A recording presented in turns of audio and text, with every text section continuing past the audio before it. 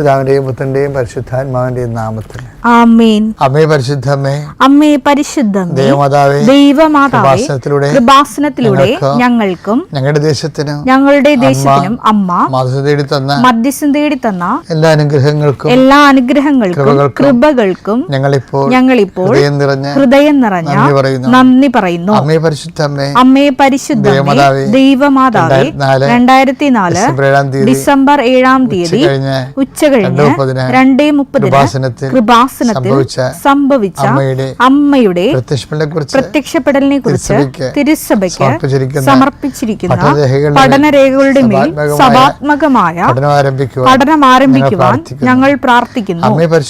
അമ്മേ പരിശുദ്ധമേ, ഭൂസ്വർലോകങ്ങളുടെ രാജ്ഞിയായ അങ്ങേയ്ക്ക് ഭൗമ സംരക്ഷണത്തിനായി പ്രപഞ്ചപ്രകൃതിയെ തന്നെ തിരുസഭ പ്രതിഷ്ഠിക്കുവാൻ ഈ പ്രത്യക്ഷീകരണ വഴി ഇടയാക്കണമേ.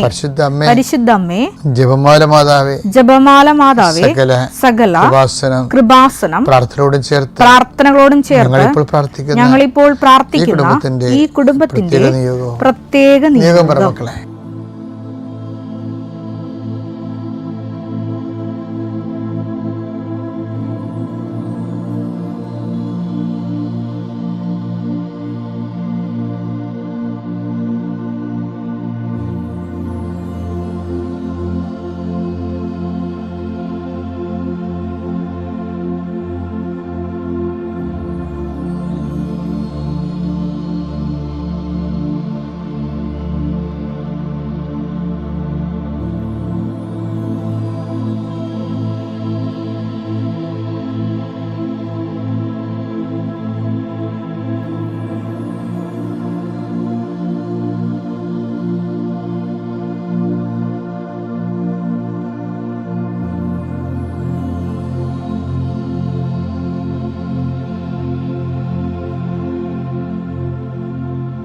അമ്മയുടെ പ്രത്യക്ഷീകരണത്തിന്റെ ഈ അനുഗ്രഹവേളയിൽ ഞങ്ങൾക്ക് സാധിച്ചു തരുവാൻ കനിയണമേ.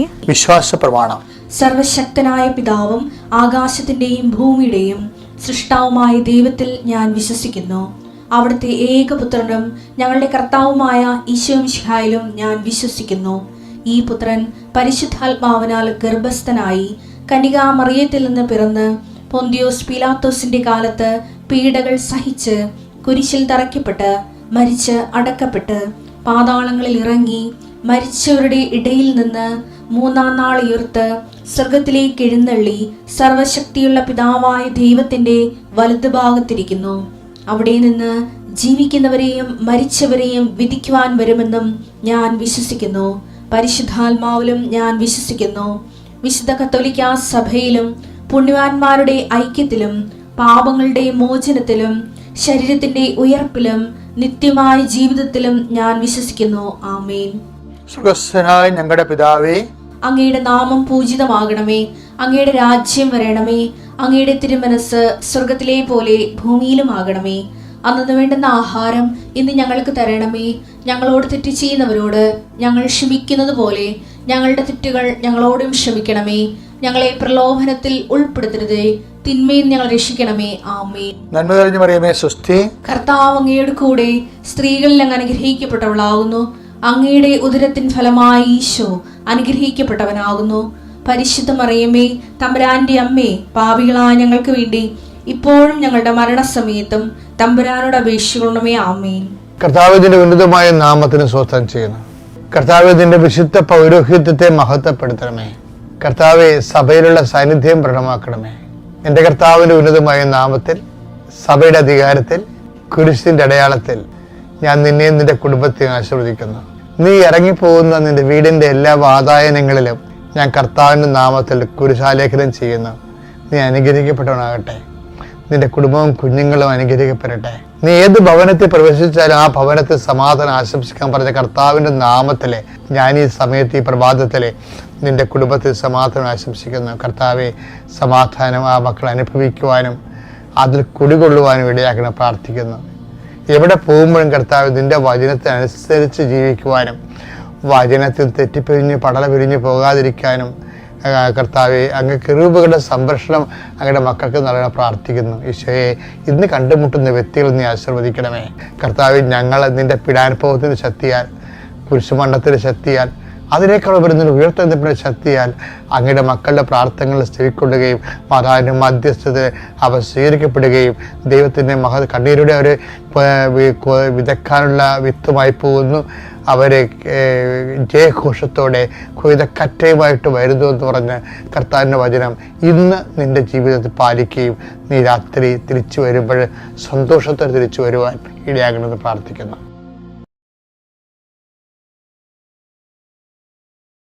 എനിക്ക് ചില സമയത്തെ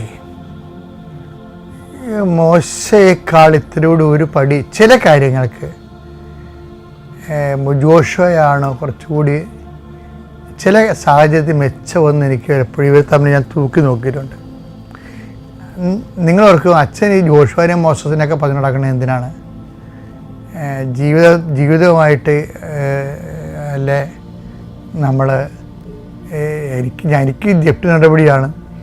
എൻ്റെ മകള് ഇന്ന് വഴിതെറ്റിയ ഒരു ജീവിതം വേറെ ആൾക്കാരുടെ പോയി ഞങ്ങളുടെ വീട്ടിൽ മരിച്ച പോലെ ഇരിക്കുകയാണ്. അപ്പോൾ രാവിലെ അച്ഛൻ എന്തിനാണ് ജോഷുവിനെ കുറിച്ച് പറഞ്ഞത്, മോസസിനെ കുറിച്ച് പറഞ്ഞത്?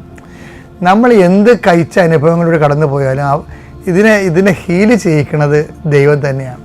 ഞാൻ എപ്പോഴും ചെയ്യണമെന്ന് വെച്ച് കഴിഞ്ഞാൽ, ഞാൻ എപ്പോഴും മനുഷ്യരാശിയുടെ പ്രശ്നങ്ങൾക്കെല്ലാം ജീവിതത്തിൽ കൊടിയ പ്രശ്നങ്ങളിലെ ദൈവത്തെ മുൻനിർത്തി ദൈവത്തിൻ്റെ കരഗ്രഹിച്ച് ചെയ്ത ആൾക്കാരെ ഞാൻ എപ്പോഴും ശ്രദ്ധിക്കും. അതിലെനിക്ക് ഏറ്റവും ഇഷ്ടം ദാവീദ, അതുപോലെ തന്നെ മോസസ്, പിന്നെ ജോഷുവ, പിന്നെ ഗിദെയോൻ പോലെയുള്ള ന്യായാധിപന്മാർ, പിന്നെ ഏലിയ പോലുള്ള പ്രവാചകന്മാർ, അപ്പോസ്തലന്മാർ. അപ്പോൾ എന്താ അവർ ഈശ്വരൻ നമുക്കങ്ങനെ പെട്ടെന്നങ്ങനെ ഒരു മോഡലാക്കാൻ ഭയങ്കര പാടാണ്. ഭയങ്കര, അതായത് നമ്മൾ ഈ IAS എന്ന് പഠിക്കുന്ന പോലെയൊക്കെ ഉള്ള സംഭവമാണ്. പക്ഷേ നമ്മൾ അതിലേക്ക് പോകുന്നതിന് മുമ്പുള്ള താഴെയുള്ള ക്ലാസ്സുകളാണ് ഞാൻ ഈ പറഞ്ഞതെല്ലാം. എന്താ ഞാൻ ഉദ്ദേശിച്ചത് നിങ്ങൾക്ക് മനസ്സിലായ? ഇപ്പം ഞാൻ ഓർക്കുകയെ, മോസസ് ആണോ നല്ലത്, ജോഷുവയാണോ? മോസസ് ചില സമയത്ത് പറയാം, മോസസ് അത് പറയേണ്ടിയില്ലായിരുന്നു. എന്താണെന്നറിയാമോ? മോസസ് പറയാൻ പാടില്ലാഞ്ഞിരുന്ന സംഭവം ഉണ്ടായിരുന്നു. ജനങ്ങളുടെ പക്ഷം ചേർന്നുകൊണ്ട് ജനങ്ങൾ ദൈവത്തിനെതിരെ മർദ്ദലിച്ചപ്പോഴും ദൈവം ജനങ്ങളെ ഒന്നടങ്കം നശിപ്പിക്കാൻ തീരുമാനിച്ചു. ദൈവത്തിന് ആവശ്യമില്ലാത്ത ജനങ്ങളെ പിന്നെ ഇവിടെ വെച്ചുകൊണ്ടൊരു കാര്യമില്ലല്ലേ. അപ്പോൾ അതുകൊണ്ട് അത് കർക്കശമായിട്ട് അവരെ കാര്യം ഫോർമേറ്റ് ചെയ്യുന്ന സമയമാണ്. നമ്മൾ ദൈവവചനങ്ങളെല്ലാം എല്ലാ കാലങ്ങളിലും നോക്കുമ്പോൾ അത് ജനങ്ങളെ ദൈവം എബ്രാഹത്തിനെ വിളിച്ചു, പിന്നെ എബ്രാഹത്തിലൂടെ ഇസഹാക്കിനെ വിളിച്ചു, ഇസ്ഹാക്കിൽ യാക്കോബിനെ വിളിച്ചു, യാക്കോബിൽ 12 ഗോത്രങ്ങൾ, ആ 12 ഗോത്രം ഈജിപ്തിൻ്റെ അടിമത്തത്തിൽ പോയി അവർക്ക് തിരിച്ചു കൊണ്ടുവന്ന് കൽപ്പന കൊടുത്തു, അവരൊരു ജനതയാക്കി വളർത്തി, അവരിലൂടെ രക്ഷകനെ വാഗ്ദാനം ചെയ്ത് കൊണ്ട് ആ പ്രോസസ് ഓഫ് ഫോർമേഷനാണ്. ഈ പ്രോസസ് ഓഫ് ഫോർമേഷൻ ആയതുകൊണ്ടാണ് ദൈവം ചിലപ്പോൾ വടിതടി ആയുധങ്ങളോടെ നിൽക്കുന്നത്. ചിലപ്പോൾ കൊന്നു കളയാൻ പറയും കൂട്ടത്തോടെ. എന്താ കാര്യം? ഇപ്പോൾ ഒരു താറാവിന് പനി വന്നു കഴിഞ്ഞാൽ, കുട്ടനാട്ടിൽ താറാവ് വളർത്തൽ കണ്ടിട്ടില്ലേ? ഒരു താറാവിൻ്റെ പനി വന്നു കഴിഞ്ഞാൽ അപ്പം തന്നെ താറാവുകാരൻ അതിൻ്റെ പെടലും നുറുക്കി കായലിട്ട് എറിഞ്ഞു കളയും. എന്താ കാര്യം? ബാക്കി എല്ലാത്തിനും പനി വരും. അതുപോലെ തന്നെ മോസസിൻ്റെ കാലത്താണ് ഇത്രയും കഷ്ടപ്പെട്ട് ഇവിടെ സീനായി കൊണ്ടുവന്നു കഴിഞ്ഞപ്പോഴാണ് ഇവർ ഈജിപ്തിൽ നിന്ന് കൊണ്ടുവന്നത് ദൈവമല്ല, അത് അവിടുത്തെ ദേവന്മാരാണെന്ന് പറഞ്ഞുകൊണ്ട് വിഗ്രഹം ഉണ്ടാക്കിയത്. അപ്പോൾ അതിനെല്ലാം നശിപ്പിക്കാൻ വേണ്ടി ദൈവം തീരുമാനിക്കുമ്പോൾ മോസസ് ഇടയ്ക്ക് വീഴും. എന്താ മോസസ് എന്താ പറയണമെന്ന് നോക്കിയേ, 32 എടുത്തേ പുറപ്പാട്. അവിടുന്ന് കനിഞ്ഞ് അവരുടെ പാപം ക്ഷമിക്കണം, അല്ലെങ്കിൽ അവിടുന്ന് എഴുതിയിട്ടുള്ള പുസ്തകത്തിൽ നിന്ന് എന്റെ പേര് മായ്ച്ചു കളഞ്ഞാലും നമുക്കറിയാമല്ലോ, ഈ ആധ്യാത്മിക ജീവിതത്തിന്റെ ദൈവത്തിൽ എത്തിച്ചേരുന്നതിന്റെ മനുഷ്യന്റെ അൾട്ടിമേറ്റ് എയിം എന്താണ്? വചനം അവസാനിക്കുമ്പോൾ എന്താ പറയണത്? വെളിപാട് 20 എടുത്തേ. ജീവന്റെ ഗ്രന്ഥത്തിൽ പേരെഴുതപ്പെടാത്തവരെല്ലാം അഗ്നി തടാകത്തിലേക്ക് എറിയപ്പെട്ടു. അപ്പൊ നമ്മുടെ ഉദ്ദേശം എന്താ? ജീവിക്കാൻ കർത്താവിന്റെ പുസ്തകത്തിലെ, ജീവന്റെ പുസ്തകത്തില് നമ്മുടെ പേര് വേണമെന്നാണ്. ഇപ്പൊ മോസസ് ഇപ്പൊ ജനങ്ങളെ കണ്ടപ്പോൾ ദൈവത്തിനെ പോലും വേണ്ടാത്ത കണ്ടീഷനായി. ജനങ്ങളുടെ കാര്യം വന്നപ്പോൾ ജനങ്ങളുടെ പാപം പൊറുക്കാൻ വേണ്ടി പുറത്തില്ലെങ്കിൽ അങ്ങയുടെ പേര് ജീവൻ്റെ പുസ്തകം എഴുതി കളയാൻ വേണ്ടി ശരിക്കും പറഞ്ഞാൽ ദൈവത്തോടെ അങ്ങേർക്ക് പറയാൻ പറ്റാത്തൊരു കാര്യമായിരുന്നു. അപ്പോൾ ദൈവത്തിന് 2ാം സ്ഥാനം കൊടുത്തു. ഇത്രയും കഷ്ടപ്പെട്ട് ജനങ്ങൾക്കേക്കാൾ പ്രാധാന്യം, ജനങ്ങൾക്ക് അതും പാപം ചെയ്ത് ജനങ്ങൾക്ക് അമിത പ്രാധാന്യം വരണില്ലേ? പക്ഷേ ജോഷുവ ഈ കാര്യത്തിൽ യാതൊരു കോംപ്രമൈസും ഇല്ലാത്ത ആളാണ്. ജോഷുവ വാഗ്ദാനം, അതുകൊണ്ട് ഈ വാഗ്ദാന നാട്ടിലേക്കുള്ള ആ വഴി അവിടെ വെച്ച് അവസാനിക്കുകയാണ്. പിന്നീട് ഉടനെ ബാറ്റൺ ജോഷുവനെ ഏൽപ്പിക്കുകയാണ്. ജോഷുവയ്ക്കാണെങ്കിൽ പ്രാർത്ഥനാപരവും കിട്ടി. എന്താ കാര്യം? മോസസ് ഇത് പറഞ്ഞതിന് ശേഷം ഞാൻ ചില സമയത്ത് ഓർക്കുകയും മോസസിൻ്റെ പ്രാർത്ഥനാപരം കുറഞ്ഞ് കാണുക. കാര്യത്തിൽ അടുത്ത അധ്യായത്തിൽ വരുമ്പോൾ ഈ മനുഷ്യൻ ഏതാണ്ട് ഒച്ചു കുത്തിയ പോലെ പ്രാർത്ഥനാ കൂടാരത്തിന് പോകുന്നുണ്ട്. ഇപ്പൊ 33:11 വരുമ്പോ വായിച്ചു നോക്കിയേ. സ്നേഹിതനോടെന്ന പോലെ സ്നേഹിതനോടെന്ന പോലെ കർത്താവ് മോശയോട് മുഖാഭിമുഖം സംസാരിച്ചിരുന്നു. അതെ അതെന്റെ ട്രഡീഷണൽ ആയിട്ടുള്ളതാണ്. അതിനുശേഷം മോശ പാളയത്തിലേക്ക് മടങ്ങിപ്പോകും. എന്നാൽ അതെ മടങ്ങിപ്പോകും. അവിടെ വെച്ചാൽ ബൈബിൾ തീരേണ്ടതാണ്, പക്ഷെ ബൈബിൾ തീർക്കണില്ല. എന്താ കാര്യം? ക്യാമറ വേറെ ആളുടെ മുഖത്തേക്ക് മാറ്റുകയാണ്. ഇപ്പം ഇവിടെ വെച്ചാണ് ചേഞ്ചിങ് പറയണത്. എന്താണ്? എന്നാൽ അവന്റെ സേവകനും സേവകൻ കണ്ടില്ലേ, അവന്റെ സേവകനും നൂനിന്റെ പുത്രനുമായ ജോഷുവ, ദേവൻ 8ന്റെ പണി എന്താണ്? നൂനിന്റെ പുത്രനുമായ ജോഷുവ എന്ന യുവാവ് കൂടാരത്തെ വിട്ടുപോയിരുന്നില്ല. കൂടാരത്തെ വിട്ടുപോകുന്നില്ല. ഇതാണ് പണിയായത്. എന്താണ്? കൂടാരത്തെ വിട്ടുപോയിട്ടും മോസസ് വിട്ടുപോയിട്ടും വിട്ടുപോകാത്ത ഒരുത്തൻ അവിടെ ഇരിപ്പുണ്ട്. അവനായിരിക്കും വാഗ്ദാനം നാട്ടിൽ പോകണമെന്ന് വയ്ക്കും. ദൈവം ബാറ്റൺ അവൻ്റെ കയ്യിൽ കൊടുക്കും. എന്നിട്ട് ജനങ്ങൾക്കല്ല, അവന് ജനമല്ല പ്രാധാന്യം, അവന് അവൻ്റെ ദൈവമാണ് പ്രാധാന്യം. അവൻ വാഗ്ദാനം നാട്ടിൽ ചന്തലിൻ്റെ മനുഷ്യൻ കാല് കുത്തിയ പോലെ ജോഷുവ വാഗ്ദാനം നാട്ടിൽ കാല് കുത്തിയിട്ട് പറഞ്ഞ വാക്കുണ്ട്. എന്താണെന്നറിയാവോ? കേട്ടോ, ജോഷുവയുടെ പുസ്തകം 24:15. കർത്താവിനെ സേവിക്കുന്നതിന് മനസ്സില്ലെങ്കിൽ കർത്താവിനെ സേവിക്കുന്നത് മനസ്സില്ലെങ്കിൽ നദിക്കക്കരെ നിങ്ങളുടെ പിതാക്കന്മാർ സേവിച്ച ദേവന്മാരെയോ നിങ്ങൾ വസിക്കുന്ന നാട്ടിലെ അമോര്യരുടെ ദേവന്മാരെയോ ആരെങ്കിലും പോയി തൊഴിലാന്ന് പറയണത്. അമോര്യരുടെ ദേവന്മാരെയോ ആരെയാണ് സേവിക്കണമെന്ന് വെച്ചാൽ ഇന്ന് തന്നെ തീരുമാനിക്കും. ഞാനും എന്റെ കുടുംബവും കർത്താവിനെ സേവിക്കും. അപ്പൊ അവിടെ ജനമല്ല പ്രശ്നം, ആരാണ്? കർത്താവാണ് പ്രശ്നം. ജനമല്ല പ്രശ്നം. മോസസിന് ജനം പ്രശ്നമായിരുന്നു.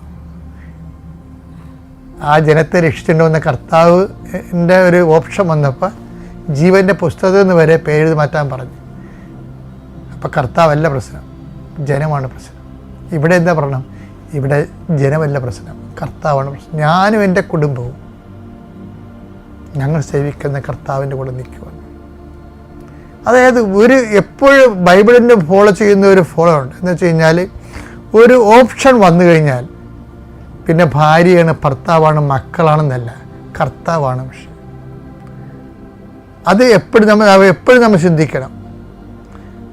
അതായത് ഇത് ദൈവ തിരുസന്നിധിയിലേക്ക് വരുമ്പോൾ ഉണ്ടാകുന്ന ഒരു ലാസ്റ്റ് ടെംപ്റ്റേഷനായിട്ട് വരും. ഇത് ശരിക്കും പറഞ്ഞാൽ ഇതാണ് ലാസ്റ്റ് ടെംപ്റ്റേഷൻ, അല്ല കസാക്കിസ് പറഞ്ഞതല്ല. കർത്താവിന് ഓപ്ഷൻ വെക്കുന്ന ലാസ്റ്റ് ടെംപ്റ്റേഷനിൽ മോസസ് പരാജയപ്പെട്ട് വിജയിച്ചു. അത് ദൈവശാസ്ത്രന്മാർ ചിന്തിക്കുക.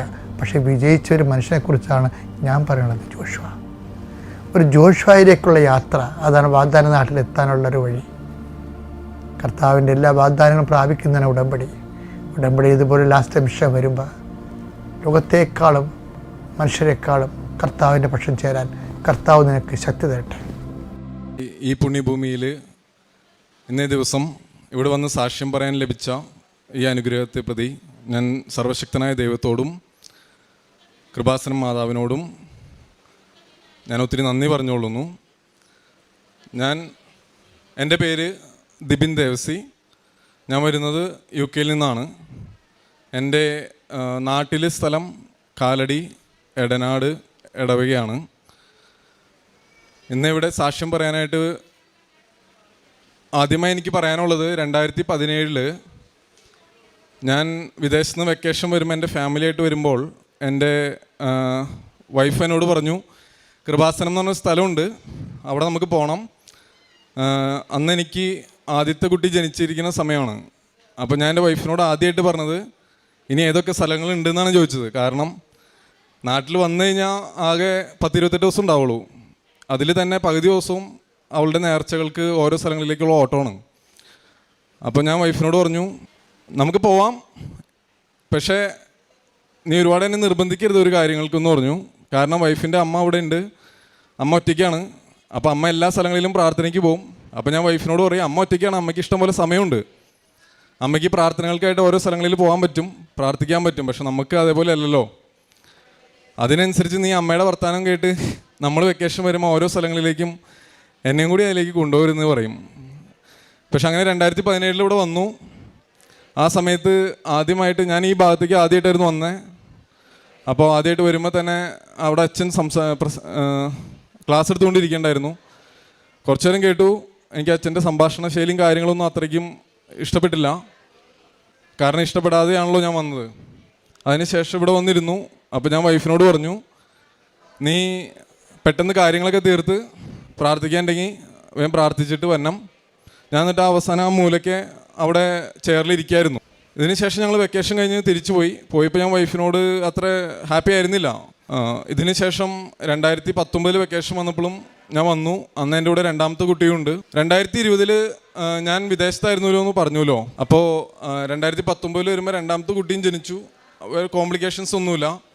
പക്ഷേ മൂന്നാമത്തെ കുട്ടി ജനിക്കുമ്പോൾ എൻ്റെ ആഗ്രഹം, എൻ്റെ ജോലി എന്ന് പറയുന്നത് ആദ്യത്തെ ഒരു 7 വർഷം ഞാൻ ദുബായ് ആൻഡ് അബുദാബി ആയിരുന്നു. അപ്പോൾ അവിടെ ഒരു ഹോട്ടലിൽ ആണ് വർക്ക് ചെയ്തത്. അപ്പോൾ അവിടെ നിന്ന് പിന്നെ ഒരു എയർലൈനിലേക്ക് ക്യാബിൻ ക്രൂ ഇൻചാർജായിട്ട് മാറി, അതിലേക്ക് ജോലിക്ക് കയറി. അപ്പോൾ ഇതിലൊക്കെ ലൈഫ് എന്ന് പറയുന്നത് എപ്പോഴും ഒരു അടിച്ചുപൊളിയായിരുന്നു. അടിച്ചുപൊളി എന്ന് പറഞ്ഞാൽ തീരെ ഞാൻ പ്രാർത്ഥിക്കും, പള്ളിയിൽ പോകും, എല്ലാം ചെയ്യും. അങ്ങനെ തെറ്റായിട്ടുള്ളൊരു കാര്യങ്ങളും ചെയ്യുന്നില്ലെങ്കിൽ കൂടി നമ്മൾ ഈ അമ്മമാരുടെ പ്രാർത്ഥനയുടെ ആ ഒരു നമ്മൾ ആ സമയത്തൊന്നും ഒരു അപ്പനായിട്ടില്ല, അത്രയും മെച്യൂർഡായിട്ടില്ല. അപ്പോൾ അത്രയും ഓരോരുത്തരും കണ്ണീരൊഴുക്കി പ്രാർത്ഥിക്കുമ്പോഴും അതിൻ്റെ ആ ഒരു വലിപ്പം എനിക്കറിയില്ലായിരുന്നു, അതിൻ്റെ ഒരു ആഴം അറിയില്ലായിരുന്നു. ഓരോരോ ആവശ്യങ്ങൾക്ക് ഇപ്പോൾ നമ്മുടെ കുടുംബത്തിൽ മക്കളായിട്ട് IELTS പഠിക്കണമെന്നോ ജോലിക്ക് അന്വേഷിക്കുമ്പോൾ ഒക്കെ മാതാപിതാക്കളായിരിക്കും മക്കളെക്കാളും ഇരട്ടിയായിട്ട് പ്രാർത്ഥിക്കണേ. അപ്പോൾ ഇതെല്ലാം കഴിഞ്ഞ് 2020 എൻ്റെ ജോലി നഷ്ടപ്പെട്ടു. അപ്പോൾ ആ നഷ്ടപ്പെടുന്ന സമയത്ത് എനിക്ക് കാര്യമായൊന്നും തോന്നിയില്ല ഉള്ളിൽ. കാരണം എൻ്റെ കൂട്ടുകാരും നാട്ടിലേക്ക് വന്നില്ല. പക്ഷെ ഞാൻ പാട്ടും പാടി നാട്ടിലേക്ക് വന്നു. കാരണം എൻ്റെ ആഗ്രഹം കുടുംബത്തോടുകൂടി ഒന്ന് നിൽക്കണമെന്നായിരുന്നു.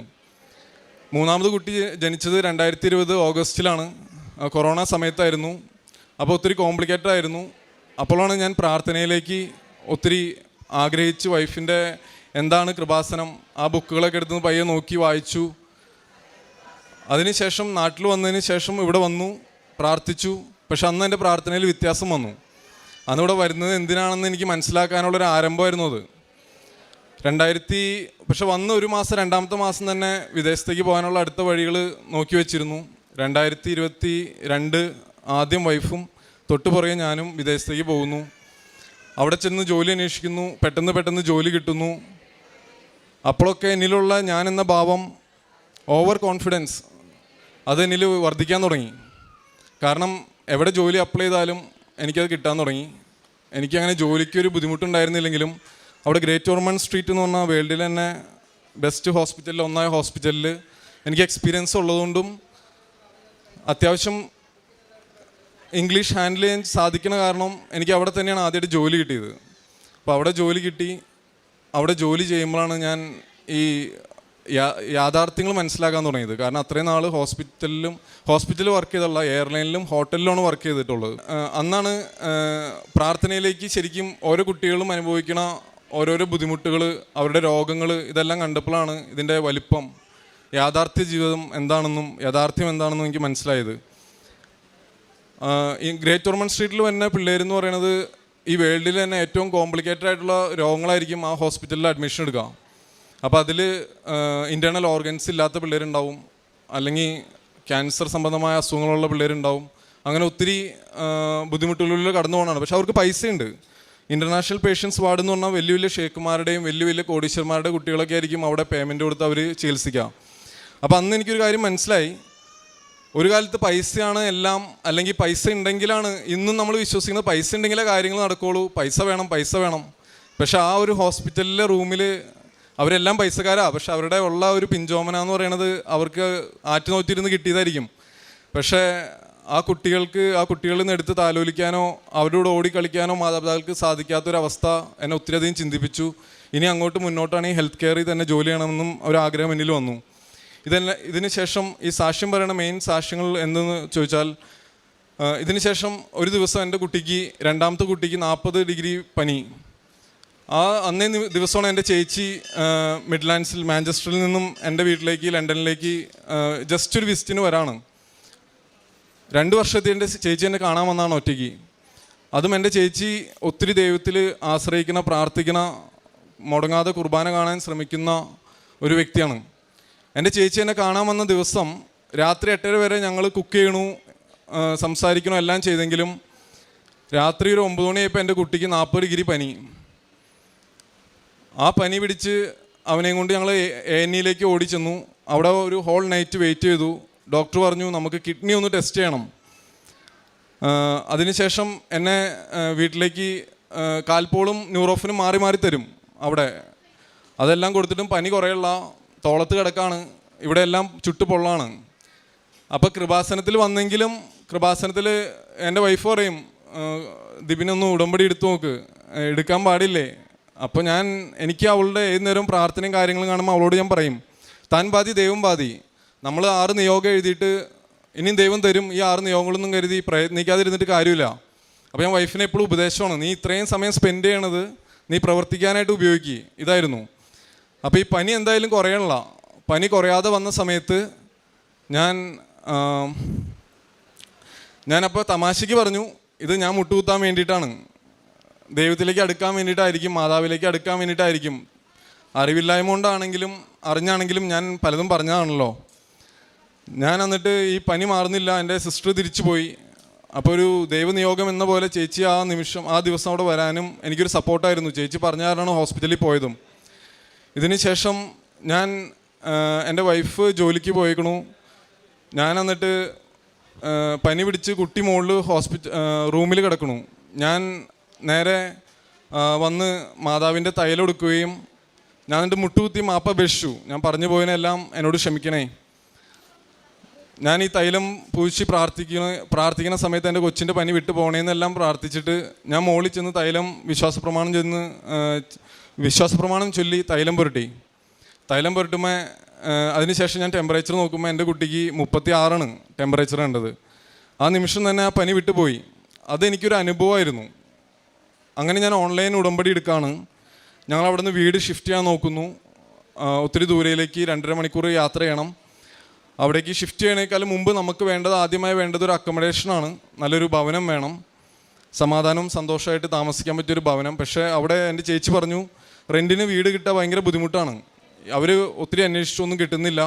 ഞാൻ പ്രാർത്ഥിച്ചു, ഓൺലൈൻ ഉടമ്പടിയിൽ എൻ്റെ ആവശ്യം എന്തൊക്കെയാണോ ഞാൻ ആഗ്രഹിച്ചത് അതെല്ലാം എഴുതി. അങ്ങനെ ഒരു വീട് ഓൺലൈൻ കണ്ടു. എൻ്റെ ചേച്ചി പോയി ആ ഭവനം നോക്കി. ചേച്ചി വളരെ സന്തോഷിച്ചു, എൻ്റെ അടുത്ത് പറഞ്ഞു നല്ലതാണ്. അങ്ങനെ ഞങ്ങൾക്ക് പേ ചെയ്യാൻ പറ്റുന്ന ആ ഒരു പേയ്മെൻറ്റ് അഫോർഡ് ചെയ്യാൻ പറ്റുന്ന രീതിയിലുള്ള ഒരു ഭവനം എനിക്ക് അവിടെ ലഭിക്കുകയുണ്ടായി. അതുവഴി അടുത്ത കാര്യം എന്താണെന്ന് വെച്ച് കഴിഞ്ഞാൽ, ഞാൻ പറഞ്ഞല്ലോ നമുക്ക് എവിടെ ജോലി അപ്ലൈ ചെയ്താലും നമുക്ക് ജോലി ലഭിക്കുന്നു. ഇതേപോലെ തന്നെ അവിടെ ചെല്ലുന്നു, ആദ്യമായിട്ട് ഒരു ഇൻ്റർവ്യൂ അറ്റൻഡ് ചെയ്യുന്നു. അത് ഇതേപോലെ ഒരു ഹോസ്പിറ്റലിലായിരുന്നു. പക്ഷേ ഞാൻ വിചാരിച്ചു ആ ജോലിക്ക് പോകണ്ട, കാരണം ഞാൻ എവിടെ അപ്ലൈ ചെയ്താലും എനിക്ക് ജോലി കിട്ടും.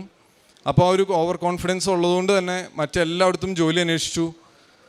അവസാനം ജോലി എങ്ങും വേറെ റെഡി ആയില്ല.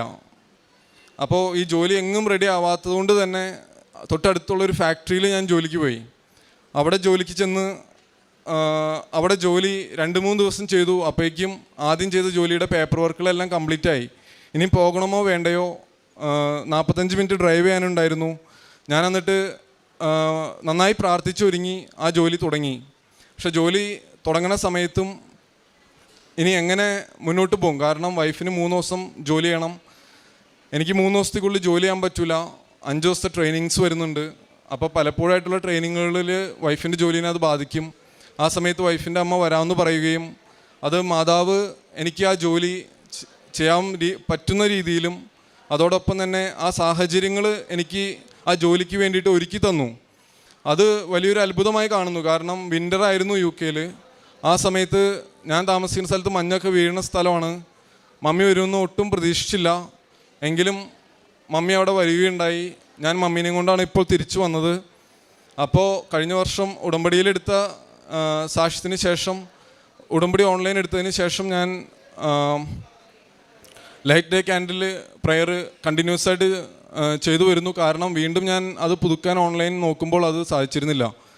അതിനുശേഷം എനിക്ക് ഒരു കാര്യം കൂടി മനസ്സിലായി. നമ്മൾ വെറുതെ ഇരുന്നിട്ട് ഓൺലൈനിൽ ഉടമ്പടി എന്നാൽ ഓൺലൈൻ ചെയ്തേക്കാം എന്ന് കരുതി വെറുതെ നമ്മൾ ഓൺലൈനിൽ 6 നിയമങ്ങൾ ടൈപ്പ് ചെയ്ത് സബ്മിറ്റ് ചെയ്താൽ സബ്മിറ്റ് ആവില്ല എന്ന് എനിക്ക് മനസ്സിലായി. എപ്പോഴൊക്കെയാണോ ലൈറ്റ് ഡേ ക്യാൻഡിൽ പ്രയറും ഒരു പ്രാവശ്യം ഓൺലൈൻ ഉടമ്പടി എടുത്തിട്ടുള്ളെങ്കിൽ കൂടിയും അതെടുക്കണ സമയത്ത് നന്നായിട്ട് പ്രാർത്ഥിച്ച് കുമ്പസാരിച്ച് ഒരുങ്ങിയിട്ട് അല്ലാതെ എനിക്കത് എടുക്കാൻ സാധിച്ചിട്ടുണ്ടായിരുന്നില്ല. ഇതിനുശേഷം അപ്പോൾ ജോലി സെറ്റായി, കുട്ടിയുടെ പനി മാറി, അവിടെ ചെന്ന് വീട് കിട്ടി. ഇതിന് ശേഷം എന്താ സംഭവിച്ചെന്ന് വെച്ച് കഴിഞ്ഞാൽ എനിക്ക് ബോഡി പെയിൻ ആ സമയത്ത് ഈ ഫാക്ടറിയിൽ ജോലിക്ക് പോയ 2-3 ദിവസം ചെയ്തു. അപ്പോൾ എനിക്ക് ബോഡി പെയിൻ വന്നു, വെയിറ്റ് എടുക്കേണ്ട വന്നു. ഞാനപ്പോൾ ആ ജോലി വേണ്ടെന്ന് വെച്ചു. കാരണം എനിക്ക് അടുത്ത ജോലി പിറ്റത്താഴ്ച തന്നെ ജോയിൻ ചെയ്യണമായിരുന്നു. പക്ഷെ എന്താണെന്ന് അറിയണമായിരുന്നു, അതിനാണ് പോയത്. പക്ഷേ ഈ ബോഡി പെയിൻ വന്ന് അടുത്തുള്ള GP പോയിട്ട് ഞാൻ കാര്യങ്ങളൊക്കെ തമാശ രൂപേണ പറയാണ്. അപ്പോൾ GP എല്ലാം കേട്ടിട്ട് ബ്ലഡ് ടെസ്റ്റ് ചെയ്യണമെന്ന് പറഞ്ഞു. ബ്ലഡ് ടെസ്റ്റ് ചെയ്ത സമയത്ത് ഈ ബ്ലഡ് ടെസ്റ്റിൻ്റെ റിസൾട്ട് വന്നപ്പോൾ ആ തമാശയെല്ലാം മാറി. കാരണം GP വിളിച്ചിട്ട് എൻ്റെ അടുത്ത് വളരെ ഫ്രണ്ട്ലി ആയിട്ട് പറയാണ്, ഹായ് ദിബിൻ, എനിക്ക് തോന്നുന്നത് ബ്ലഡ് ക്യാൻസർ ആയിട്ടാണ് തോന്നണേ. അപ്പോൾ നമുക്ക് വേണമെങ്കിൽ അടുത്ത റെഫറൻസ് നമുക്ക് ഹീമറ്റോളജിയിലേക്ക് ചെയ്യാമെന്ന്. അപ്പോൾ ഷോപ്പിംഗ് സെൻ്റർ ആയിരുന്നു എൻ്റെ അടുത്ത് വളരെ തമാശ രൂപയാണ്. വൈഫ് കൂടെ ഉണ്ട്. GP എൻ്റെ അടുത്ത് പറഞ്ഞു, എനിക്ക് തോന്നുന്നത് ബ്ലഡ് ക്യാൻസർ ആണ് ദിബിൻ, അങ്ങനെയാണ് തോന്നണേ നിൻ്റെ റിസൾട്ട് കണ്ടിട്ടെന്ന്. അത് ആ സമയത്ത് എനിക്ക് പെട്ടെന്ന് അത് ഉൾക്കൊള്ളാൻ സാധിച്ചില്ല. കാരണം നമ്മളിവിടെ വരുമ്പോഴും എവിടെ പോകുമ്പോഴും നമ്മൾ കേട്ടിട്ടുണ്ട് മറ്റൊരാൾക്ക് ആക്സിഡൻ്റ് ഉണ്ടായി, മറ്റൊരാൾക്ക് ബ്ലഡ് ക്യാൻസർ വന്നു, മറ്റൊരാൾക്ക് അത് സംഭവിച്ചു, ഇത് സംഭവിച്ചു, ബുദ്ധിമുട്ടുകളാണ്. അപ്പോഴൊക്കെ ചിലപ്പോൾ ചിലർ പറയായിരിക്കും പ്രാർത്ഥിക്കാം. പക്ഷേ ഇത് അവനവന് വരുമ്പോഴാണ് ഇതിൻ്റെ ഒരു ഡെപ്ത്, ഇത് എത്രത്തോളം ആഴത്തിലുള്ള കേസുകളാണെന്ന് മനസ്സിലാവണത്. ഇതിനിപ്പോൾ ഒരു ക്യാൻസർ വരണമെന്ന് കേൾക്കണമെന്നില്ല, ഒരു തലവേദന ആയിക്കോട്ടെ, വന്നവനാണ് അതിൻ്റെ ബുദ്ധിമുട്ട് അറിയുള്ളൂ അല്ലേ. അപ്പോൾ ഞാൻ ആ നിമിഷം അത് പെട്ടെന്ന് ഉൾക്കൊണ്ടില്ലെങ്കിലും വീട്ടിൽ ചെന്ന് അതൊരു ആഴ്ച എടുത്തു എനിക്കൊന്ന്. കാരണം 2-3 വീക്സോളം ഉണ്ട് എനിക്ക് അടുത്ത അപ്പോയിൻമെൻറ്റ്. ഞാനത് വൈഫിനോട് പറഞ്ഞു. പക്ഷെ അവൾ പ്രാർത്ഥിക്കണോണ്ടും എപ്പോഴും ഈ പ്രാർത്ഥിക്കണോണ്ടാണെന്നും അറിയില്ല, അവളോട് എന്തെങ്കിലും പറഞ്ഞാൽ അവൾ പെട്ടെന്ന് അങ്ങനെ കരയണതോ അങ്ങനെ തകരണതായിട്ട് ഞാൻ കണ്ടിട്ടില്ല. കരയാണെങ്കിൽ എൻ്റെ മുമ്പിൽ കരയില്ല, മാതാവിനോടെ കരയുള്ളൂ, മാതാവിൻ്റെ അടുത്ത് പ്രാർത്ഥിച്ചിട്ടേ കരയുള്ളൂ. അങ്ങനെ ശരി ഞാൻ സമ്മതിച്ചു, ഓക്കെ ഇതാണ് ദൈവത്തിൻ്റെ ഹിതങ്ങി, നടക്കട്ടെ. കാരണം എനിക്കിതൊന്നും ചെയ്യാനില്ലല്ലോ. അപ്പോൾ നമുക്കിതിൻ്റെ ട്രീറ്റ്മെൻറ്റോ കാര്യങ്ങളോ അങ്ങനെയാണെന്ന് വെച്ച് കഴിഞ്ഞാൽ മുന്നോട്ട് പോകാം. അപ്പോൾ എനിക്കറിയാം എൻ്റെ ഒരു ആൻറ്റിക്ക് ഇത് വന്ന് ഇതല്ല വന്നേണ്, പക്ഷേ ഇതേപോലെ ഒരു അസുഖം വന്നിട്ട് വളരെ കോൺഫിഡൻറ്റോടുകൂടി ആൻറ്റി എൻ്റെ അടുത്ത് പറഞ്ഞു, ദിബിനെ ഇതെല്ലാം ദൈവത്തിൻ്റെ കയ്യിലാണ്. അപ്പോൾ ഞാനും വിചാരിച്ചു, ദൈവം, എൻ്റെ അമ്മ എപ്പോഴും പറയും ദൈവം അറിയാതെയും അനുവദിക്കാതെയും നിൻ്റെ ജീവിതത്തിൽ ഒന്നും സംഭവിക്കില്ല എന്ന്. അപ്പോൾ ഈ കഴിഞ്ഞ 1.5 വർഷമായിട്ട് എന്നും എൻ്റെ മനസ്സിൽ ഇതിങ്ങനെ വന്നുകൊണ്ടിരിക്കും, ദൈവം അറിയാതെയും അനുവദിക്കാതെയും നിൻ്റെ ജീവിതത്തിൽ ഒന്നും തന്നെ സംഭവിക്കില്ല. ഇതെപ്പോഴും നമ്മളിങ്ങനെ ഇത് 1.5 വർഷമായിട്ട് എൻ്റെ ഉള്ളിൽ ഇങ്ങനെ എപ്പോഴും ഞാൻ പറഞ്ഞുകൊണ്ടിരിക്കുന്ന ഒരു കാര്യമാണ്. അങ്ങനെ ഇതിൻ്റെ റിസൾട്ട് വന്നു. ഞാൻ ഹെമറ്റോളജിയിൽ ഡോക്ടറെ കാണാൻ പോയി. അവിടെ ചെന്നിരുന്നപ്പോഴാണ് എനിക്ക് അതിൻ്റെ കുറച്ചുകൂടി ആഴം മനസ്സിലായത്. എല്ലാവരും ഒരു 55 വയസ്സിന് മേലെ പ്രായമുള്ളവരാണ്, മിക്കവർക്കും മുടിയൊന്നുമില്ല. അപ്പോൾ തൊട്ടവിടെ ഒരു വിഗിൻ്റെ കടയുണ്ട്. അപ്പോഴാണ് ഞാൻ ശരിക്കും പറഞ്ഞാൽ പിള്ളേരെ കുറിച്ചും അതിൻ്റെ ഒരു റിയാലിറ്റിയിലേക്ക് കടന്നോ, ദൈവമേ ഒരു ചാൻസ് പ്ലീസ്, അങ്ങനെ ചിന്തിച്ചത്. പക്ഷെ ഡോക്ടറെ കണ്ടു. ഡോക്ടർ പറഞ്ഞു, നമുക്ക് ബ്ലഡ് ടെസ്റ്റ് ഇപ്പോൾ തന്നെ ചെയ്യണം, നീ സ്പെഷ്യൽ പാത്ത് വേക്കടെ വന്നുകൊണ്ടാണ് നിനക്ക് പെട്ടെന്ന് നിനക്ക് കാണാൻ സാധിച്ചത്. അന്ന് നമുക്കിതിൻ്റെ പെട്ടെന്ന് തന്നെ ഇതിൻ്റെ റിസൾട്ട് നോക്കിയിട്ട് ഒരു തീരുമാനം പറയാമെന്ന് പറഞ്ഞു. ഞാൻ എല്ലാ കാര്യവും വളരെ ഓപ്പണായിട്ട് ഡോക്ടറോട് പറഞ്ഞു. ഡോക്ടർ ബ്ലഡ് ടെസ്റ്റുകളെല്ലാം നടത്തി. അത് കഴിഞ്ഞ് വീണ്ടും 1 വീക്ക് 2 വീക്സോളം എടുത്തു എൻ്റെ റിസൾട്ട് വരാൻ. അപ്പോൾ റിസൾട്ടിൽ പറയണത് എന്താണെന്ന് വെച്ച് കഴിഞ്ഞാൽ ഡോക്ടർ സൈൻ ഓഫ് ചെയ്തു. എന്നിട്ട് പറഞ്ഞു, നമുക്ക് വൈറ്റമിൻ ഡി അല്ലെങ്കിൽ അത്തരത്തിലുള്ള ഒരു ടെസ്റ്റുകൾ കൂടി നടത്താം, നിനക്ക് ക്യാൻസറിൻ്റേതായിട്ടുള്ള ഒരു ലക്ഷണങ്ങളും അല്ലെങ്കിൽ അതിൻ്റേതായിട്ട് സ്ഥിരീകരിക്കാവുന്ന ഒരു കാരണങ്ങളും ഇല്ല എന്നാണ് അതിൽ പറയണത്. അപ്പോൾ അത് ആ സമയത്ത് അറിയാലോ, എല്ലാവരെ പോലെ കൂടെ നമ്മൾ ദൈവത്തോട് ഏറ്റവും കൂടുതൽ ചേർന്ന സമയമാണ് നമുക്ക് ബുദ്ധിമുട്ടുകൾ വരുമേ. ആ ബുദ്ധിമുട്ടുകളുടെ കാലം കഴിയുമ്പോൾ നമ്മൾ വീണ്ടും കംഫർട്ട് സോണിലേക്ക് പോകും, പിന്നെ പേരിന് മാത്രമേ മാറും. അപ്പോൾ എൻ്റെ ഈ സാക്ഷ്യത്തിൽ എനിക്ക് തോന്നുന്നു ഏറ്റവും വലിയൊരു സാക്ഷ്യമാണ് അത്. കാരണം അതിലൂടെ കടന്നു പോയവർക്കറിയാം അതിൻ്റെ വലിപ്പം എത്രമാത്രമാണെന്ന്. ഇതിന് ശേഷം അതല്ലെന്ന് സ്ഥിരീകരിച്ചു. അപ്പോൾ എൻ്റെ ഞാൻ കാറിനെ കുറിച്ച് പറഞ്ഞിരുന്നില്ല. അപ്പോൾ കാറ് എനിക്ക് മാറ്റണമെന്നുണ്ടായിരുന്നു എൻ്റെ കാറ്. അപ്പോൾ ഈ കാറെന്ന് പറയുന്നത് ഒരു 20 ഇയേഴ്സോളം പഴക്കമുള്ള ഒരു കാറാണ്. എങ്കിലും നല്ല കാറാണെങ്കിലും അതിൻ്റെ ഓട്ടോമാറ്റിക് ആയതുകൊണ്ട് തന്നെ ആ ഗിയറുകളുടെ ഷിഫ്റ്റിങ്ങും കാര്യങ്ങളെല്ലാം പ്രോപ്പറായിട്ട് മാറുന്നുണ്ടായിരുന്നില്ല. അപ്പോൾ ഞാൻ മനസ്സിൽ പറഞ്ഞു, ഓൺലൈൻ ഈ ലൈറ്റ് ഡേ ക്യാൻഡിലിൽ ഞാൻ മെൻഷൻ ചെയ്തിരുന്നു എനിക്ക് നല്ലൊരു കാറ് വേണം മാതാവേ. പക്ഷേ എൻ്റെ ഇപ്പോൾ ഉള്ള വണ്ടി എനിക്ക് മറ്റൊരാൾക്ക് കൊടുക്കാൻ എനിക്ക് മനസ്സ് വരുന്നില്ല, മറ്റൊരാൾ ഉപയോഗിക്കണമെന്നും ഞാൻ ആഗ്രഹിക്കുന്നില്ല. കാരണം ചെറിയൊരു വണ്ടി, അത് പഴക്കം ചെന്ന വണ്ടി വാങ്ങിക്കുന്നത് തീർച്ചയായിട്ടും ഒരുപാട് സാലറിയോ അല്ലെങ്കിൽ അതിന് മാത്രം സാമ്പത്തികമുള്ള ഒരാളായിരിക്കില്ല. പക്ഷെ ആ വണ്ടി മനസ്സറിഞ്ഞ് എനിക്കൊരാളും വാങ്ങിക്കണമെന്ന് ആഗ്രഹിക്കാത്തതുകൊണ്ട് ഞാൻ മാതാവിനോട് പറഞ്ഞു, ഇതിന് ഒരു വഴി നീ കാട്ടി തന്നെ ഈ വണ്ടിയൊന്ന് മാറ്റാൻ. ഞാൻ ഡ്യൂട്ടിക്ക് പോകായിരുന്നു. ഒരു സിഗ്നലിൻ്റെ നടുക്ക് എത്തിക്കഴിഞ്ഞപ്പോൾ പെട്ടെന്ന് റൈറ്റിൽ നിന്ന് ഒരു കാറ് വന്ന് ഒറ്റയിടി. അന്നേ വരെ ആക്സിഡൻറ്റ് എന്താണെന്ന് ഞാൻ കണ്ടിട്ടില്ല, പക്ഷെ കേട്ടിട്ടുണ്ട്. അതിൻ്റെ വലിപ്പം അറിയില്ലായിരുന്നു. ആ പിന്നീടുണ്ടായ അരമണിക്കൂർ ഞാൻ അവിടെ ഇരുന്ന് ഉരുകായിരുന്നു. പക്ഷെ ഞാൻ അവിടെ പറഞ്ഞൊരു കാര്യം, അവിടെ ആക്സിഡൻറ്റുകൾ സംഭവിക്കുമ്പോൾ നമ്മൾ പോലീസിനെ വിളിക്കുകയോ അവിടെ സഹായിക്കാൻ റോട്ടിലൂടെ ആൾക്കാർ വന്ന് സഹായിക്കുകയല്ല, നമ്മൾ ഇൻഷുറൻസിനെ നേരിട്ട് വിളിക്കുകയാണ് ചെയ്യണേ. ഞാൻ പറഞ്ഞു, എൻ്റെ മാതാവേ എനിക്ക് എൻ്റെ കാര്യങ്ങളെല്ലാം നടത്തി തന്നെ സംഭവിച്ചു. ആ ഇടിച്ച ആൾ വന്ന് ഡോറ് നോക്ക് ചെയ്തിട്ട് തുറക്കാൻ പറ്റുന്നില്ല. അപ്പുറ സൈഡിൽ വന്ന് എനിക്ക് എഴുതി തന്നിട്ട് എൻ്റെ അടുത്ത് പറഞ്ഞു, നീ ഇൻഷുറൻസിന് വിളിച്ചാൽ മതി. അവിടുന്ന് അങ്ങോട്ടുള്ള എല്ലാ കാര്യങ്ങളും 3-ാമത്തെ ദിവസം എനിക്ക് എൻ്റെ കാറിൻ്റെ പേയ്മെൻറ്റ് കിട്ടി. ഞാൻ അറിയാവുന്ന എൻ്റെ കൂട്ടുകാരോട് പറഞ്ഞു, എൻ്റെ ആ കാറിന് കിട്ടാവുന്നതിനേക്കാളും കൂടുതൽ മാർക്കറ്റ് വാല്യൂ അവിടെ കിട്ടി. അങ്ങനെ ഞാനും എൻ്റെ വൈഫും മനസ്സിൽ ഒട്ടും തന്നെ ചിന്തിക്കാത്ത ഒരു കാറ് ഓടിപ്പോയി വാങ്ങിക്കുകയും ആ ആക്സിഡൻറ്റ് വഴി കിട്ടിയത് ഏറ്റവും വലുത് മാതാവിൻ്റെ സംരക്ഷണമാണ്. അത് ഞാൻ ഉറച്ചു വിശ്വസിക്കുന്നു. മാതാവിനോട് അല്ലെങ്കിൽ ഈശോനോട് നമ്മൾ മാതാവിനോട് ഈ ഉടമ്പടി, ലൈറ്റ് ഡേ ക്യാൻഡിൽ പ്രയർ, നിരന്തരമുള്ള പ്രാർത്ഥന, ഇതെല്ലാം വഴി ആണ് എനിക്ക് ആ സംരക്ഷണം കിട്ടിയതെന്ന് ഉറച്ച് വിശ്വസിക്കുന്നു. അതിനുശേഷം ഞാൻ പോയി വാങ്ങിച്ച കാറ് ഒരു ബ്ലൂ കളറായിരുന്നു. അപ്പം മമ്മി വീട്ടിലുണ്ടായിരുന്നു. മമ്മി പറഞ്ഞു, ദിബിനെ അന്ന് ആദ്യമായിട്ട് ഇവിടെ വന്നിട്ട് എല്ലാവരും തള്ളി പറഞ്ഞു പോയ ഞാൻ പിന്നെ മാതാവിൽ വിശ്വസിക്കുന്ന പറഞ്ഞ് മമ്മി പറഞ്ഞു, ഇത് ബ്ലൂ കളർ നിനക്ക് മാതാവ് തന്നിട്ടുള്ള വണ്ടി തന്നെയാണ്. കാരണം എൻ്റെ ലിസ്റ്റിലേ ഇല്ല അങ്ങനെ ഒരു കാറ് വാങ്ങിക്കണമെന്ന്. പക്ഷേ കാറ് കണ്ട എല്ലാവരും പറഞ്ഞു അത് നല്ലൊരു കാറാണ്. തീർച്ചയായിട്ടും ഇതിൽ ദൈവിക ഇടപെടലുണ്ടായി ഈ ഒരു ട്രാൻസാക്ഷൻ, ഈ ഒരു കാര്യങ്ങളെല്ലാം നടന്നതിൽ. ഞാൻ പലരും ഇവിടെ വന്നിട്ട് ഇപ്പോൾ അവിടെ ഇവിടെയൊക്കെ നിൽക്കണം കണ്ടപ്പോൾ ഞാൻ മനസ്സിലാലോചിച്ചു, ദൈവമേ ആരെങ്കിലും ഇവിടെ സ്വന്തം മക്കളുടെ കൂടെ ഒരു കൂട്ടിന് വന്നതായിട്ടോ അല്ലെങ്കിൽ ജസ്റ്റ് കൃപാസനത്തിൽ എത്തിക്കാൻ വേണ്ടി കൂടെ വന്നതായിട്ടോ, അതല്ലെങ്കിൽ ഭാര്യ നിർബന്ധിച്ചു ഇവിടെ കണ്ടു തിരിച്ചു പോയി, അപ്പം ഈ രീതിയിൽ ആരെങ്കിലും ഉണ്ടെങ്കിൽ തന്നെ അവരൊരു രീതിയിലും ഭയപ്പെടണ്ട. കാരണം ഈ അച്ഛൻ, ഞാൻ ആദ്യമായ ദിവസം ഇവിടെ വന്നപ്പോൾ അച്ഛൻ്റെ ഈ ഇവിടുത്തെ സാക്ഷ്യങ്ങളിലും അച്ഛൻ സംസാരിക്കുന്നതിലൊക്കെ ഒരു കാര്യം പറയുന്നുണ്ട്, ഒരു ദൈവവിളി ഇല്ലാതെ ഒരിക്കലും ഒരാൾക്കും ഈ പുണ്യഭൂമിയിൽ കാല് ചവിട്ടാൻ സാധിക്കില്ല എന്ന്. അപ്പോൾ അത് എൻ്റെ ഒരു സാക്ഷ്യം വഴി ഞാനത് വീണ്ടും പറയാണ്. നിങ്ങൾ എവിടെ ഉറങ്ങിക്കിടന്നാലും ഈ പുണ്യഭൂമിയിൽ എത്ര സംശയിച്ച് കാല് ചവിട്ടിയാലും പൈസയും ആരോഗ്യവും ഉള്ളപ്പോൾ ഇവിടെ വന്ന് കാഴ്ചക്കാരനെ പോലെ എല്ലാം കണ്ട് കാഴ്ചക്കാരനെ പോലെ തിരിച്ചു പോയാൽ പോലും പേടിക്കണ്ട. ഇവിടെ വന്നിട്ടുണ്ടെങ്കിൽ അവിടെ മാതാവ് നിങ്ങളെ സ്നേഹിക്കുന്നുണ്ട്. അവിടെ ഈശോൻ്റെയും തിരുരക്തത്തിൻ്റെയും വിശുദ്ധ കുരിശിൻ്റെയും ഒരു സംരക്ഷണം നിങ്ങളിലുണ്ട്. അത് തീർച്ചയായിട്ടും എൻ്റെ ഈ സാക്ഷ്യത്തിലൂടെ ഇവിടെ നിന്ന് എനിക്കിത് പറയാൻ സാധിക്കും.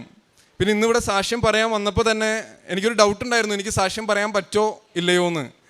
സിസ്റ്ററിനും ഒരു ചെറിയ ഡൗട്ട് തുടക്കത്തിലുണ്ടായി. പക്ഷേ ഞാൻ ഇവിടെ സാക്ഷ്യം പറയണമെന്നുള്ളതും ഇവിടെ ഈ ആൾത്താരയിൽ ഞാൻ മയക്ക് പിടിച്ച് നിൽക്കും എന്നുള്ളതും എനിക്ക് ഉറപ്പായിരുന്നു. കാരണം ഞാനിവിടെ ഈ സാക്ഷ്യം പറയും. ഞാൻ ഈ ലൈഫിലൂടെ എല്ലാം ഇവിടെ വന്നിട്ടുള്ള അനുഭവങ്ങളിലൂടെ കടന്നു പോയപ്പോൾ എനിക്ക് മനസ്സിലായി, എന്നെ ഇതിലൂടെ എല്ലാം ദൈവം നടത്തിക്കൊണ്ട് പോയത് മാതാവിൻ്റെ ഒരു പ്രത്യേക ദൈവത്തിൻ്റെ പദ്ധതിയാണ്. കാരണം ഇവിടെ ഇന്ന് മയക്കും പിടിച്ച് ഈ നിമിഷം ഇവിടെ നിൽക്കണം എന്നുള്ളതിന് ഒരു പ്രത്യേക പദ്ധതി അത് ഞാൻ ഉറച്ച് വിശ്വസിക്കുന്നു. കാരണം ഇന്നിവിടെ വരുമ്പോൾ വിദേശത്തു നിന്ന് തന്നെ ഓസ്ട്രേലിയയിൽ നിന്നുള്ള എൻ്റെ കൂട്ടുകാരനായിട്ട് വന്നതാണ്. അപ്പോൾ അവനും ഇതേപോലെ 2-3 ദിവസം കൂടി നാട്ടിലുള്ളൂ, ഞാനും 2-3 ദിവസം കൂടി ഉള്ളൂ. അപ്പോൾ അവൻ്റെ അടുത്ത് ഞാൻ പറഞ്ഞു, ഞാൻ നിന്നെ വിളിക്കണത് കൃപാസനം എന്ന് പറഞ്ഞ സ്ഥലത്തേക്ക് പോകാനാണ്. നീ ഒരു ദിവസം എടുത്തോളൂ, ആലോചിച്ചോളൂ. പക്ഷെ മനസ്സില്ലാതെ ഞാൻ വിളിച്ചതിൻ്റെ പേരിൽ നീ വണ്ടി എടുത്ത് വെറുതെ എൻ്റെ കൂടെ ഒരു കമ്പനിക്ക് വേണ്ടി വരണ്ട. കാരണം ഇവിടെ എന്താണ് നടക്കണമെന്നും ഇവിടുത്തെ സിസ്റ്റം എന്താണെന്നും എല്ലാം നന്നായി എനിക്ക് മനസ്സിലായി. ആദ്യം ഇവിടെ വന്ന് ഒന്നും ഇഷ്ടപ്പെടാതെ അന്നാ ഫേസ്ബുക്കിൽ വഴിയും യൂട്യൂബ് വഴിയും ഷെയർ ചെയ്തോളൂ എന്ന് എപ്പോഴും അച്ഛൻ പറയുമ്പോഴും അല്ലെങ്കിൽ ആരെങ്കിലും പറയുമ്പോൾ ഞാൻ ചിന്തിക്കും, എത്രയോ നല്ല പരിപാടിയാണ്. കാരണം ഈ ഷെയറിങ് കൂട്ടാനും കണ്ടൻറ് ക്രിയേഷനും പൈസ ഉണ്ടാക്കാനും വേണ്ടിയിട്ടാണോ എന്ന് അന്ന് തുടക്കകാലത്ത് ഞാൻ സംശയിച്ചു പോയി. എന്നെപ്പോലെ ഒത്തിരി യൂത്തായിട്ടുള്ള ഒത്തിരി പേര് ഇങ്ങനെ ചിന്തിക്കുന്നവരുണ്ടെന്ന് എനിക്ക് ഉറപ്പാണ്. കാരണം 4 പേര് കൂടുന്നിടത്ത് ഒരിടയ്ക്ക് കൃപാസനത്തെക്കുറിച്ച് കുറ്റം പറയായിരുന്നു. അപ്പോൾ ആരെങ്കിലും പറയാണ്, ഓ കൃപാസനത്തിൽ തന്നെ പോകണമെന്നില്ല, ഇതേപോലെ എന്തോരം സ്ഥലങ്ങളുണ്ട്, ചെകുത്താൻ വരെ അത്ഭുതങ്ങൾ പ്രവർത്തിക്കും. അപ്പം ഞാനും പറയും, ശരിയാ, ചെകുത്താനും വരെ അത്ഭുതങ്ങൾ പ്രവർത്തിക്കും, അതിന് കൃപാസനത്തിൽ ഇപ്പോൾ അത്ഭുതങ്ങൾ നടക്കുന്നത് ഇതുകൊണ്ടായിരിക്കണമെന്നില്ലല്ലോ എന്നെല്ലാം പറഞ്ഞ് ഞാനും സപ്പോർട്ട് ചെയ്യായിരുന്നു. പക്ഷേ പിന്നീട് എനിക്ക് മനസ്സിലായി, ചിലപ്പോൾ എൻ്റെ അപ്പച്ചൻ പറഞ്ഞിട്ടുണ്ട്, നിനക്ക് പിള്ളേരുണ്ടാവുമ്പോഴാണ് ആ പിള്ളേർ വഴി ഓരോ കാര്യങ്ങൾ നമുക്ക് മനസ്സിലാവുള്ളൂ എന്നുള്ളത്. അപ്പോൾ പ്രായത്തിൻ്റെ ഒരു പ്രശ്നം എവിടെയൊക്കെയോ ഉണ്ട് നമ്മളിൽ. പിന്നെ നാടെന്ന് പറയുന്നത് ഒരു കംഫർട്ട് സോണാണ്. ഈ നാട്ടിൽ നമുക്ക് ഒന്നും വേണ്ട, ഇവിടെ വന്ന് നമുക്ക് അപ്പച്ചൻ്റെ അമ്മച്ചിയുണ്ട്, സഹോദരങ്ങളുണ്ട്, നമുക്ക് നല്ല അന്തരീക്ഷമുണ്ട്. പക്ഷെ നമ്മൾ വിദേശത്തേക്ക് പോയി കഴിഞ്ഞാൽ, ഇവിടെ ഒത്തിരി പേര് ഇരിക്കുന്നുണ്ടാവും, പ്രാർത്ഥിക്കുന്നുണ്ടാവും വിദേശത്തേക്ക് പോകാൻ. പക്ഷെ വിദേശത്തേക്ക് പോയി കഴിഞ്ഞാൽ നമ്മുടെ പ്രാർത്ഥനാ ജീവിതം ഒത്തിരി വർദ്ധിക്കും. കാരണം ഇവിടെ നമുക്കൊരു വിഷമം വരുമ്പോൾ നമ്മുടെ അമ്മ പള്ളിയിലേക്ക് ഓടും, ധ്യാനകേന്ദ്രങ്ങളിലേക്ക് ഓടും. പക്ഷെ കുട്ടികൾ എത്ര പേര് ധ്യാനകേന്ദ്രങ്ങളിലേക്ക് ഓടുന്നവരുണ്ടാവും? കാരണം അവർക്ക് ജീവിതാനുഭവം കുറവാണ്. ഈ ജീവിതാനുഭവം ഉണ്ടാവണം എപ്പോഴാണെന്ന് വെച്ച് കഴിഞ്ഞാൽ, നമ്മളായി ഒരു രാജ്യത്ത് പോയിട്ട് സ്വന്തമായിട്ട് ജീവിക്കാൻ ശ്രമിക്കുമ്പോൾ, ഒരു കുടുംബം പടുത്തുയർത്താൻ ശ്രമിക്കുമ്പോഴാണ് ഒരു കുടുംബം ഉയർത്തുന്നതിൻ്റെ വിഷമവും വേദനയും അതിൻ്റെ പ്രയാസങ്ങളും ആ സമയത്ത് നമ്മൾ തിരിച്ചറിയും. നമ്മുടെ അപ്പനില്ല, അമ്മയില്ല, ആരുമില്ല. ആരാ ഉള്ളത്? നമ്മുടെ റൂമിൽ വെച്ചിരിക്കുന്ന കുരിശുമേൽ തൂങ്ങിക്കിടക്കുന്ന നമ്മുടെ ഈശോ, മാതാവ്, ഇതൊക്കെയാണ് നമുക്കുള്ളത് കൂട്ട്. അപ്പോൾ നമ്മുടെ വിശ്വാസം വർദ്ധിക്കും. മറ്റാരോടും പറഞ്ഞ് നമ്മുടെ വിഷമങ്ങൾ ഷെയർ ചെയ്ത് നടന്നൊരു സമയമുണ്ടാവും. ഇപ്പോൾ ഏറ്റവും കൂടുതൽ എല്ലാവരും എന്ത് ഫൈനാൻഷ്യൽ ക്രൈസിസ് ആയിക്കോട്ടെ, ഹെൽത്ത് കണ്ടീഷൻ ആയിക്കോട്ടെ, എന്ത് ഇഷ്യൂ വന്നാലും ആരോടും പറയാൻ ആഗ്രഹിക്കുന്നില്ല. അവനൊരു ബുദ്ധിമുട്ടില്ല എന്ന് അറിയിക്കാനാണ് എല്ലാവരും മത്സരിക്കുന്നത്. ഞാനിവിടെ ഈ സാക്ഷ്യം പറയുമ്പോൾ ഞാൻ പറയാണ്, എന്നെപ്പോലെ ഒത്തിരി പേര് ബുദ്ധിമുട്ടുകൾ അനുഭവിക്കുന്നവരുണ്ടാവും, എന്നെപ്പോലെ ഒത്തിരി പേര് സംശയത്തോടെ നോക്കി കാണുന്നുണ്ടാവും. ഈ കൃപാസനം എന്നുള്ളത് സ്വർഗത്തിനും ഭൂമിക്കും ഇടയ്ക്ക് ദൈവം പണിതിട്ടുള്ള ഒരു ബ്രിഡ്ജാണ്. ഈ ബ്രിഡ്ജിലൂടെ ഇവർ പറയുന്ന കാര്യങ്ങൾ അതൊരിക്കലും നമ്മൾ സത്യക്രിസ്ത്യാനികൾ അല്ലെങ്കിൽ ദൈവത്തിൽ വിശ്വസിക്കുന്നവർ പാലിക്കേണ്ട കാര്യങ്ങളെ ഇവിടെ പറയുന്നുള്ളൂ.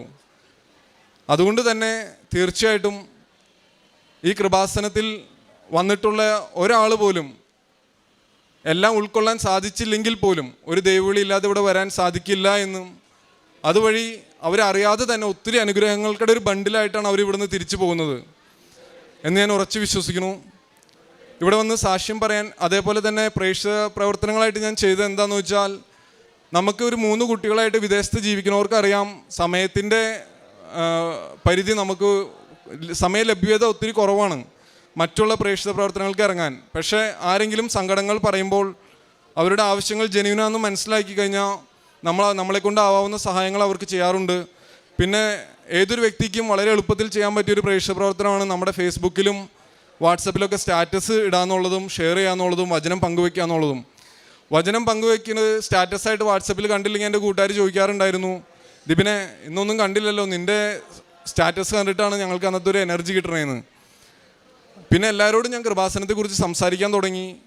പലപ്പോഴും എന്നേക്കാളും പ്രായം കുറഞ്ഞിട്ടുള്ളവരുടെയൊക്കെ എല്ലാവരുടെയും പ്രശ്നം, നമ്മൾ ഈ കൃപാസനത്തെക്കുറിച്ചും ദൈവത്തെക്കുറിച്ചൊക്കെ മറ്റുള്ളവരോട് പറയുകയും പള്ളിയിലെ എല്ലാ ദിവസമൊക്കെ പോയി കഴിഞ്ഞാൽ അതൊരു മറ്റുള്ളവരുടെ മുമ്പിലൊരു ചെറിയ കുറച്ചിലായിട്ടാണ് എല്ലാവരും കാണുന്നത്.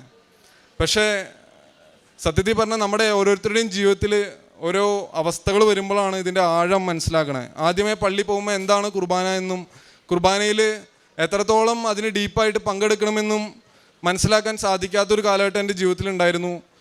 ഉടമ്പടി എടുത്തതിന് ശേഷം പ്രാർത്ഥനയിൽ അതെല്ലാം ശ്രദ്ധിക്കാൻ തുടങ്ങിയതിന് ശേഷവും പാലിക്കാൻ തുടങ്ങിയതിന് ശേഷവും ഓരോ കുർബാനയും അത് മുടക്കരുതെന്നും, കുർബാന നടക്കുമ്പോൾ തന്നെ ലഭിക്കുന്ന സമയമനുസരിച്ച് പള്ളിയിൽ പോകാനും പരിശ്രമിക്കാറുണ്ട്, കുമ്പസാരിക്കാറുണ്ട്. ഇത്രയേറെ അനുഗ്രഹങ്ങൾ തന്ന കൃപാസന മാതാവിനും അതോടൊപ്പം തന്നെ സർവശക്തനായ ദൈവത്തിനും 1000 നന്ദി. ഒരു കാര്യം പറയാൻ ഞാൻ വിട്ടുപോയി. ആദ്യമായിട്ട് ഞാൻ വന്നപ്പോൾ ഈ രൂപത്തിൽ നേരിട്ട് വന്ന് എനിക്ക് തൊട്ടുമുത്തി പ്രാർത്ഥിക്കാമായിരുന്നു. അപ്പോൾ ഒരു ചേച്ചി എൻ്റെ ഇവിടെ പയ്യെ പിടിച്ചൊന്ന് പുഷ് ചെയ്തിട്ട് പറഞ്ഞു, ഒരു ശ്രോസ്നാഭ വെച്ചിട്ട് വേഗം പോകാൻ പറഞ്ഞു. അപ്പോൾ അന്ന് വന്നപ്പോൾ അന്ന് പറഞ്ഞപ്പോൾ ഇവിടെ വന്ന ആർക്കെങ്കിലും ഒരു അസൗകര്യം ഉണ്ടെങ്കിൽ നിങ്ങളതിൽ വേദനിക്കണ്ട, അതിൽ പരാതി പറയണ്ട. കാരണം ഇത്രയേറെ ജനങ്ങളെ ഇവർ അനുദിനം നിയന്ത്രിക്കുന്നതിൻ്റെ ഭാഗമായിട്ട് ഇവർക്കുള്ളിലൊരു സ്ട്രെസ് ഉണ്ടാവും. അതിൻ്റെ ഒരു ഭാഗമായി കണ്ടാൽ മാത്രം മതി. കാരണം അത് പറയാൻ കാരണം അന്ന് ഞാൻ ഒത്തിരി മിസ്അണ്ടർസ്റ്റാൻഡ് ചെയ്തു. പുറപ്പാടിൻ്റെ പുസ്തകം 25-ാം അധ്യായം 22-ാം തിരുവചനത്തിൽ വാഗ്ദാന പേടകവും വഹിച്ച് കാഹളം മുഴക്കി ജനം മുന്നോട്ട് പോയി. 7-ാം ദിവസം 7 പ്രാവശ്യം ജെറിക്കോ കോട്ട വലം വയ്ക്കുമ്പോൾ ആ കനത്ത കോട്ട നിലം പൊത്തുകയാണ്. ജോഷുവയുടെ പുസ്തകം 6-ാം അധ്യായം 6 മുതലുള്ള തിരുവചനങ്ങളിൽ നമുക്കിത് കാണുവാൻ കഴിയും. ഇവിടെ ദൈവ സാന്നിധ്യത്തിൻ്റെ കരുതലിൻ്റെ തണലിൽ താൻ വന്ന് നിന്നപ്പോൾ തനിക്ക് ആദ്യമൊന്നും മനസ്സിലായില്ല. എല്ലാറ്റിലും താനൊരു നെഗറ്റീവ് ഫീലിങ്സുമായിട്ട് ഇവിടുന്ന് പോയി എന്നാണ് ഡിബിൻ ദേവസി പറഞ്ഞു തുടങ്ങുന്നത്. ഒന്നിലും ഒരു സന്തോഷം തോന്നിയില്ല. എവിടെയും അസ്വസ്ഥതകളൊക്കെ ഫീൽ ചെയ്ത് കടന്നു പോകുന്ന മകൻ. തൻ്റെ വൈഫ് ഉടമ്പടി എടുത്തു. പിന്നീട് ഇന്ന് ഇവിടെ പറഞ്ഞ നിങ്ങൾക്ക് ഇവിടെ വരുമ്പോൾ എന്തെങ്കിലും അസ്വസ്ഥത തോന്നുന്നുണ്ടെങ്കിൽ അത് ആരും കാര്യമാക്കേണ്ട. എൻ്റെ ജീവിതത്തിൽ എനിക്കിന്ന് അതാണ് പറയാനുള്ളത്. ഇത്രയും തിരക്കിനിടയിൽ ആരെങ്കിലും നമ്മോട് എന്തെങ്കിലും പറഞ്ഞാൽ അതിനൊക്കെ കൃപയുടെ വാക്കുകളായിട്ട് അത് നമ്മുടെ ജീവിതത്തിൽ മാറും.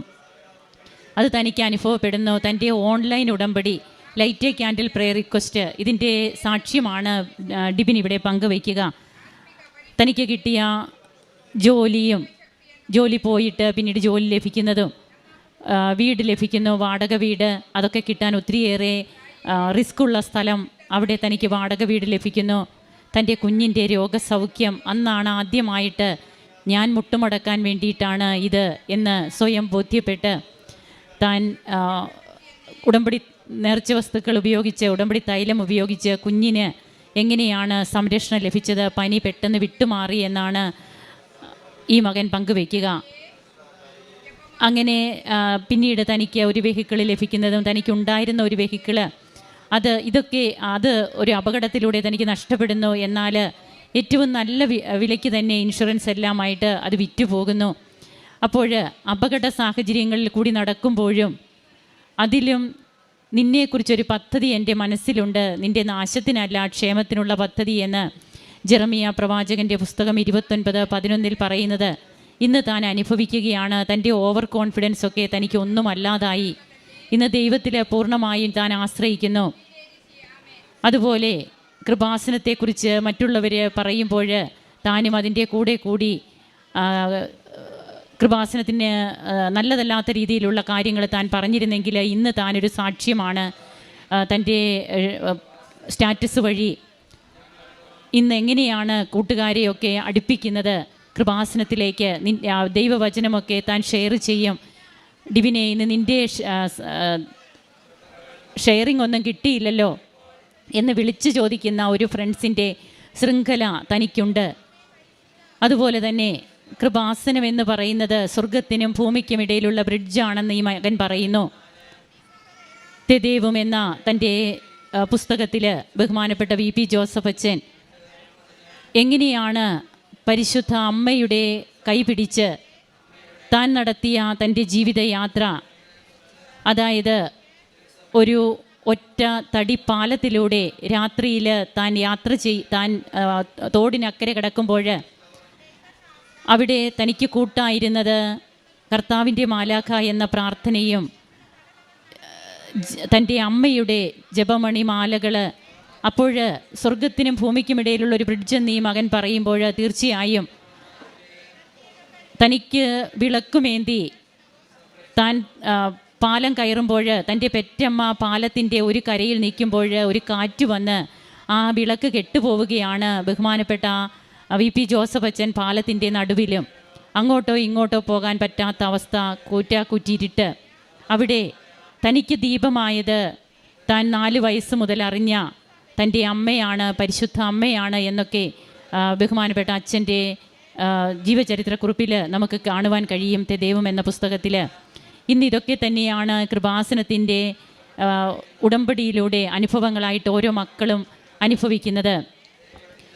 അതായത് അമ്മ അടയാളങ്ങളുടെ ശുശ്രൂഷ എങ്ങനെയാണ് ഇന്നിവിടെ നടത്തുന്നതെന്നും അമ്മയുടെ വിരൽ തുമ്പിൽ പിടിച്ച് ജപമാലയും പിടിച്ച് സ്വർഗത്തിൻ്റെ വാതിൽപ്പടി വരെ നടക്കാൻ പറ്റിയ പരിശുദ്ധ മറിയമേ, തമ്പുരാൻ്റെ അമ്മയെ, പാപികളായ ഞങ്ങൾക്ക് വേണ്ടി ഇപ്പോഴും ഞങ്ങളുടെ മരണസമയത്തും തമ്പുരാനോട് അപേക്ഷിക്കണമേ എന്ന പ്രാർത്ഥന നാം ആത്മാർത്ഥമായിട്ട് ഉരുവിടുമ്പോൾ തീർച്ചയായും അതൊക്കെ നമുക്ക് സ്വർഗത്തിൻ്റെ അടയാളങ്ങളായിട്ട് നമ്മുടെ ജീവിതത്തിൽ പ്രതിധ്വനിക്കുകയാണ്. അമ്മ നമ്മുടെ കാവൽക്കാരിയാവുകയാണ്, കൂടെ നടക്കുന്ന വ്യക്തിയാവുകയാണ്, കൂടെ വസിക്കുന്ന ദൈവസാന്നിധ്യമാണ്. തനിക്ക് ലഭിച്ചതൊക്കെ, അതായത് താൻ ഇന്ന് ഈ രീതിയിൽ താൻ ഇവിടെ ആയത് അത് ദൈവിക ഇടപെടലുകൾ ഒന്നുകൊണ്ട് മാത്രമാണെന്ന് ഈ മകൻ വിശ്വസിക്കുന്നു. അങ്ങനെ ഓൺലൈൻ ഉടമ്പടിയിലൂടെ ലൈറ്റ് ക്യാൻഡിൽ പ്രെയർ റിക്വസ്റ്റിലൂടെ തനിക്ക് കിട്ടിയ കൃപകൾക്ക് അതും ഒന്നും കൂടി എടുത്തു പറയുന്നുണ്ട് ഡിബിൻ. ഓൺലൈൻ ഉടമ്പടി ആയാലും നാം എടുക്കുമ്പോൾ നാം വിശുദ്ധിയോടെ അല്ലെങ്കിൽ അത് നമുക്ക് അക്സെപ്റ്റ് ആകില്ല. അതും ഞാൻ എൻ്റെ അനുഭവത്തിൽ നിന്ന് പഠിച്ചു. ഞാൻ കുമ്പസാരിക്കുന്നുണ്ട്, ഇന്ന് വിശുദ്ധ കുർബാന മുടക്കുന്നില്ല, കുമ്പസാരമുണ്ട്. അങ്ങനെ UK-യിലും തൻ്റെ ആത്മീയ ജീവിതത്തിന് തളർച്ച വന്നിട്ടില്ല. താൻ ഓൺലൈൻ ഉടമ്പടി എടുത്തത് മുതൽ, അതുപോലെ തൻ്റെ മാതാപിതാക്കളുടെ പ്രാർത്ഥനയിലൂടെ എന്നൊക്കെ ഈ മകൻ ഇവിടെ പ്രഘോഷിക്കുന്നു. നമുക്ക് കരങ്ങളടിച്ച് ദൈവത്തെ മഹത്വപ്പെടുത്താം.